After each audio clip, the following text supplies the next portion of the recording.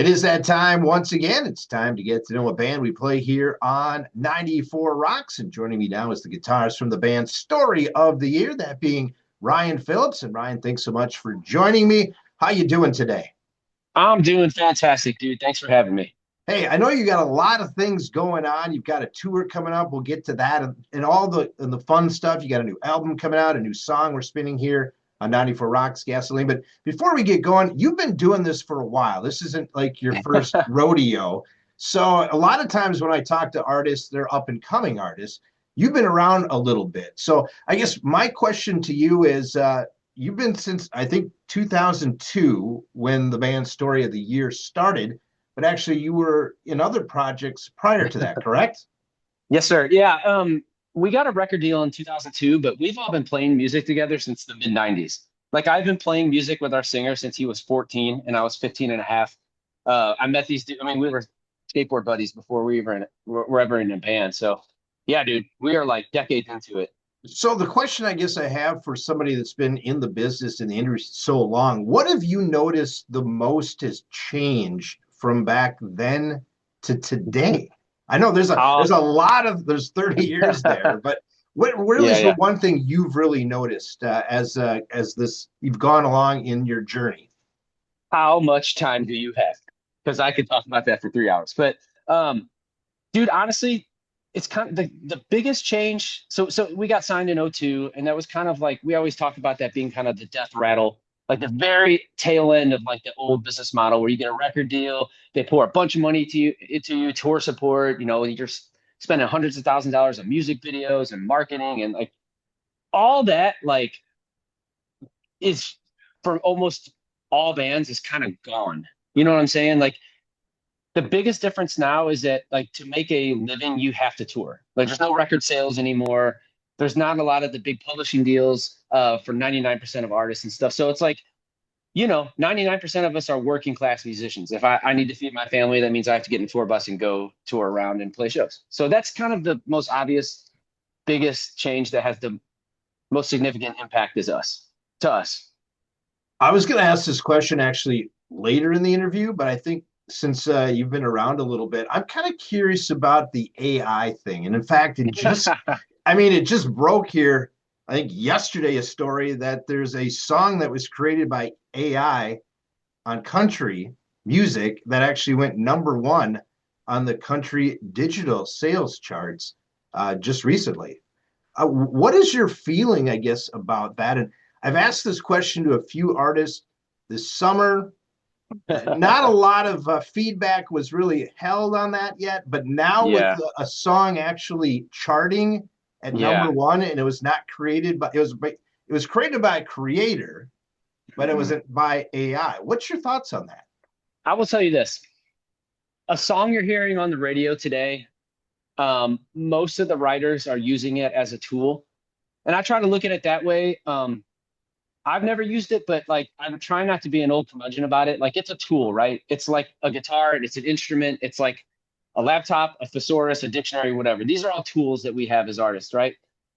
So I want to, you know, be positive about it and think of it as a tool. But to be honest with you, man, like I'm writing music is such a sacred part of my life, and being the whole creative process, I hold it to be it's so important to me on like a spiritual and like just day-to-day level. I'm not using that shit. I like to I didn't mean to say sorry. You're I'm good. not You're good. I'm not using that technology. I'm writing.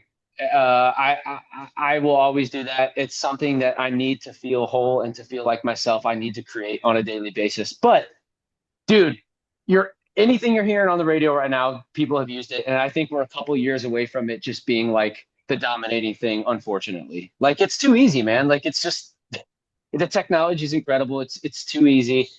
Um, yeah, I think we're not far away from it just being so ubiquitous that people don't even care. So I've got so many questions about this, and I think this maybe is really having this song go number one on a chart. I Yeah. think is going to really start to blow up what AI is and how it's going to affect the music industry. But My question is the authenticity of as a programmer. Now, if there's a song that people are just loving, how do I not play it? But then also, it's like now I'm taking a spot away from a real artist Yeah. on the charts. Yeah, so that's tricky. And I think, when this technology first came about, it was like, hey, over the road truck drivers in trouble.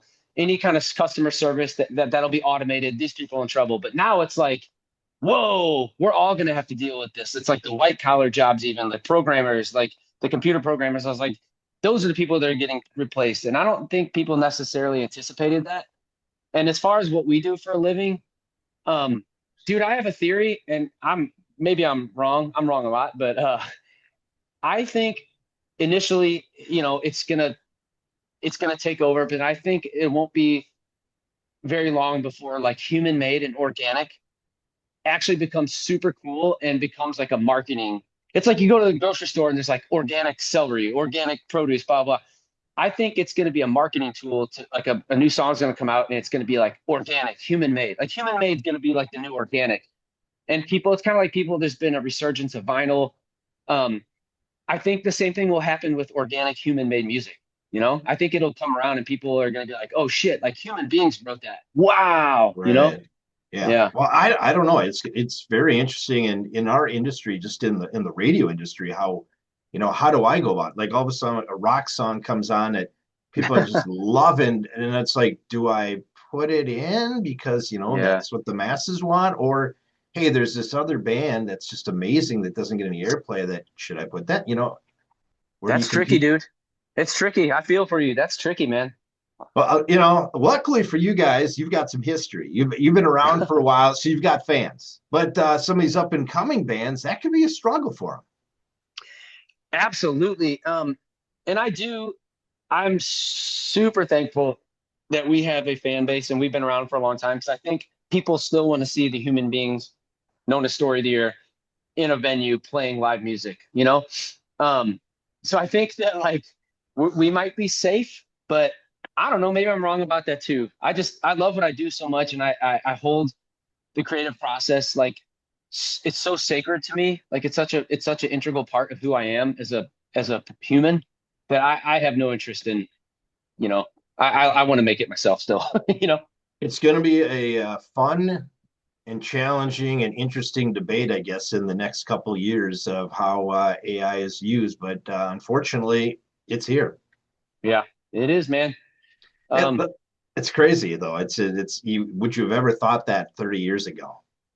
yeah, I mean, but like everything, like how many radio stations across the country have like been whittled down or just went away? It's like, I mean, how do you feel about all this? Like, are you not to be pry or be up in your business, but No. like, did you use kind of, I mean, like technology totally changed what you do and how people ingest music. Like, does that scare you? Like, are Uh, you thinking about that? Well, yes and no. I mean, obviously, in the rock world, which obviously you guys dabble in, it's not the easiest of.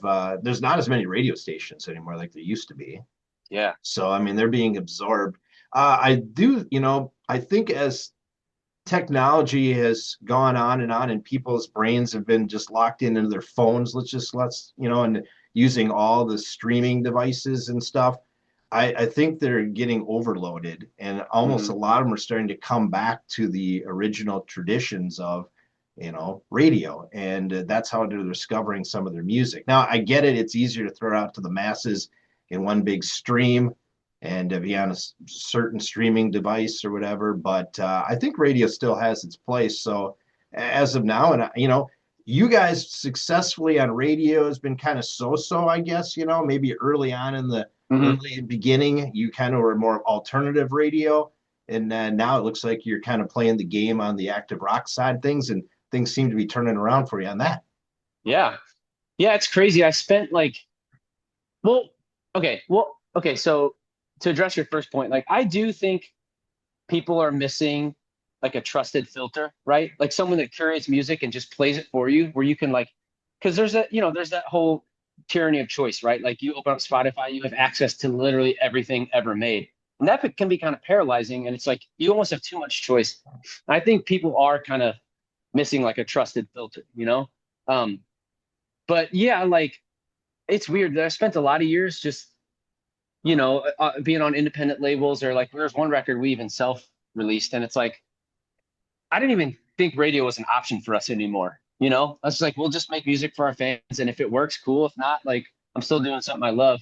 And now, we have some songs that like are getting radio play, and it's weird to kind of get in that mindset again because it's like it's been a long time, But I'm Right. thankful.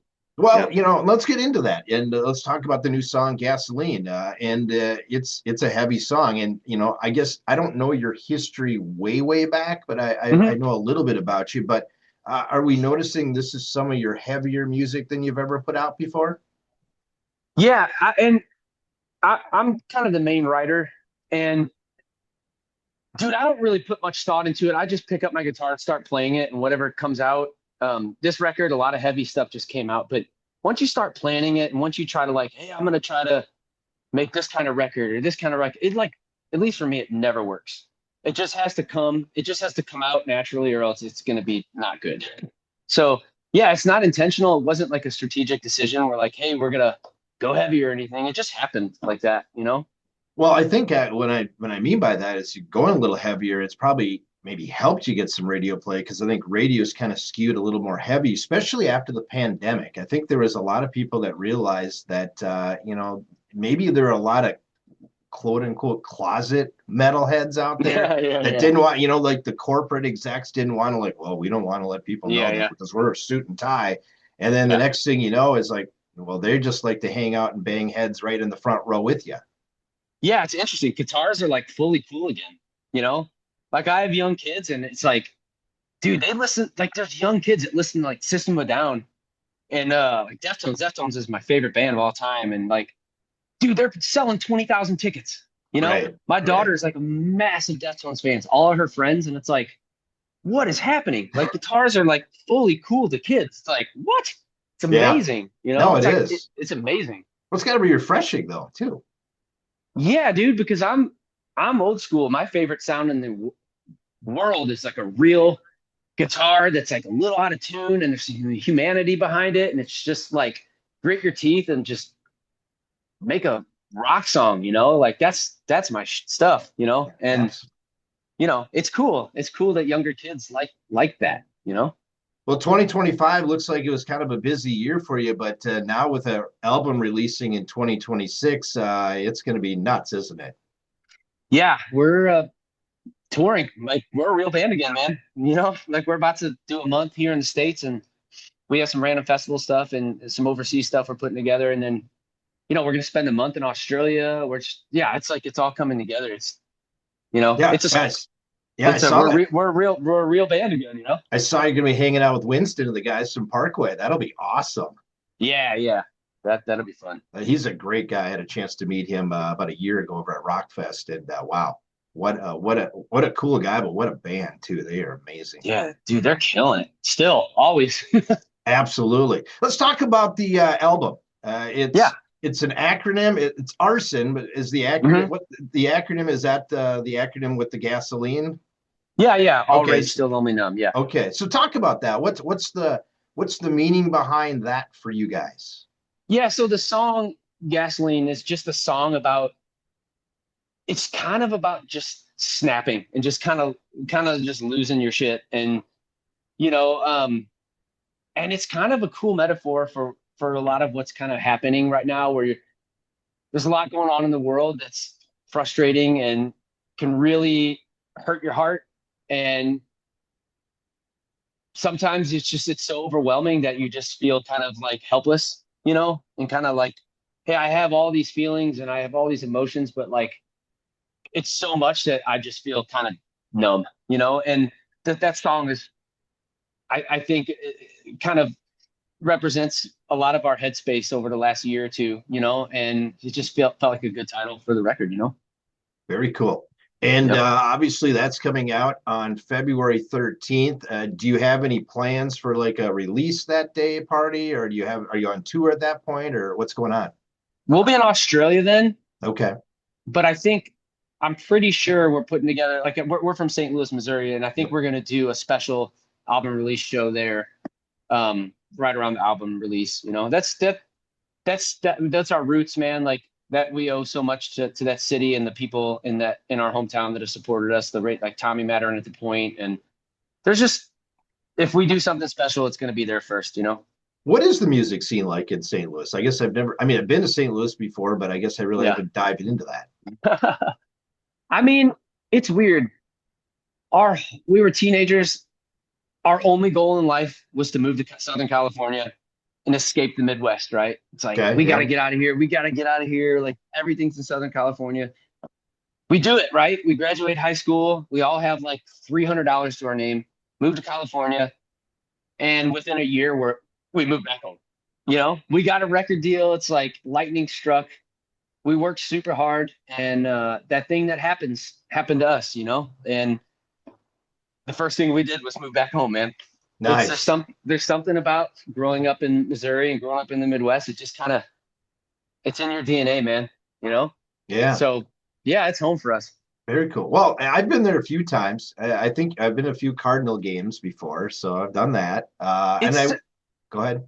it's so funny whenever people say they've taken a trip to St. Louis or taken a vacation. My first response is, why? Like what? Like why would you ever take a vacation to St. Louis? I know that sounds terrible because I live there and I'll always live there, but I don't. It's like what made you come to St. Louis? Well, when I was younger, my family Yeah, wanted to go. They wanted to go to the Arch, and that's so funny. obviously, I think we went to Mark Twain's house in Hannibal, and Yeah, yeah, all yeah, those, all those tourist things, yeah, yeah.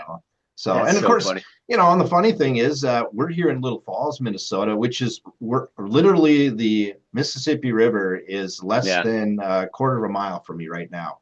So, I mean, we basically we're like neighbors, right? Just yeah, down yeah, the yeah, river. Just down the river is all we are. yep, So, yep. but I, before we get going here, obviously you mentioned you got a tour coming up. You're going to actually be here in Minnesota, Minneapolis. You'd mentioned to me you just show up that day when whatever day. Okay, where are we at today? Yeah, But you yeah, will be down at the Fillmore in Minneapolis on December 3rd. So I'll let our listeners know that you guys will be sweet. down there. Any plans for 2026? You mentioned the Australia. You mentioned maybe a couple of festivals. I think you were on the Sonic Temple Festival that Hmm. it was just announced. Any chance that you're going to be at some other festivals? And what do you feel about festivals to just playing maybe small shows? What do you enjoy the most? Or obviously, they each have their differences. Yeah, yeah. Festivals are cool because it's an opportunity to make new fans, and a lot of people that there's always that potential of like someone never heard of your band that walks by, sees you playing, is like, oh crap, I love that. But I like being in a club. I like the dark, the lights, like the intimate, like everyone's sweaty and up close. Like that's where my heart is. And the one thing when you're a band that's been around for a while and you got a lot of fans, it's tough sometimes to get a room that's got enough space for you because you sell out, don't you?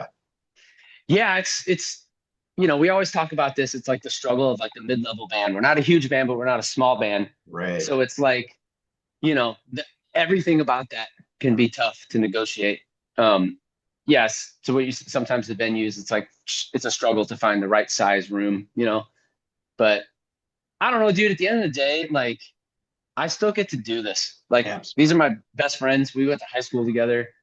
I'm in my 40s now, and I'm still with these idiots. Like I'm just a lucky dude. So I don't know. Everything funnels down to that. Absolutely.